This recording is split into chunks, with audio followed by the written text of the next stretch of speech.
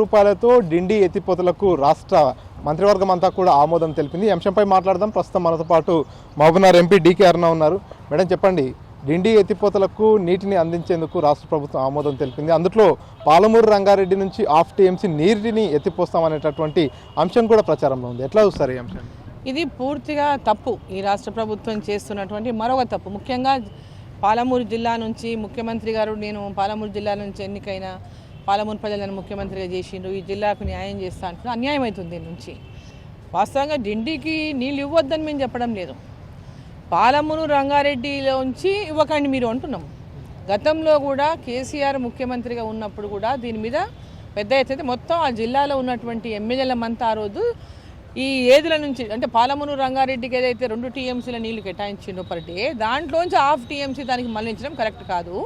మీరు ప్రత్యేకంగా డైరెక్ట్ ఇంకొక అప్రోచ్ తీసుకోండి డిండికి, అంతే తప్ప దీని నుంచి తీసుకోవద్దని ఆ రోజు అందరూ సంతకాలు చేసి ఇచ్చినాం. దానికి ఆగిపోయింది. అప్పుడు మళ్ళీ ఇప్పుడు వీళ్ళు వచ్చిన తర్వాత మళ్ళీ సేమ్ థింగ్. ఆ రోజు కూడా నల్గొండ జిల్లాకు సంబంధించినటువంటి ఒక ఇంజనీరు దీని మీద పెద్ద ఒత్తిడి తీసుకొచ్చి ఆనాడు చేసిండు.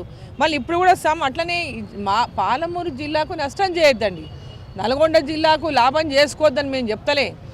డిండికి ప్రత్యేకంగా మీరు హాఫ్ టీఎంసీ అప్రోచ్ వేరే తీసుకొని వెళ్ళండి. ఏదుల రిజర్వాయర్ నుంచి కానీ ఇంకో రిజర్వాయర్ నుంచి కానీ డిండి కోసం నీళ్లు తీసుకెళ్ళడం కరెక్ట్ కాదు. ఈ జిల్లాకు అన్యాయం చేసినట్టే. అసలు మనకు తెలుసు ఎన్ని నీళ్ళు వస్తాయో, వస్తున్న నీళ్ళే సరిగ్గా ఉపయోగించుకోవటం లేదు. పూర్తి స్థాయిలో మనకు రావాల్సినటువంటి వాటా కూడా మనం సరిగ్గా ఉపయోగించుకుంటలేము. దాంట్లో వాటిని ఉపయోగించుకోకపోతే పాలమూరు రంగారెడ్డి 10 ఏళ్ళు అయిపోయింది, ఇంకా ప్రాజెక్టే పూర్తి కాలేదు.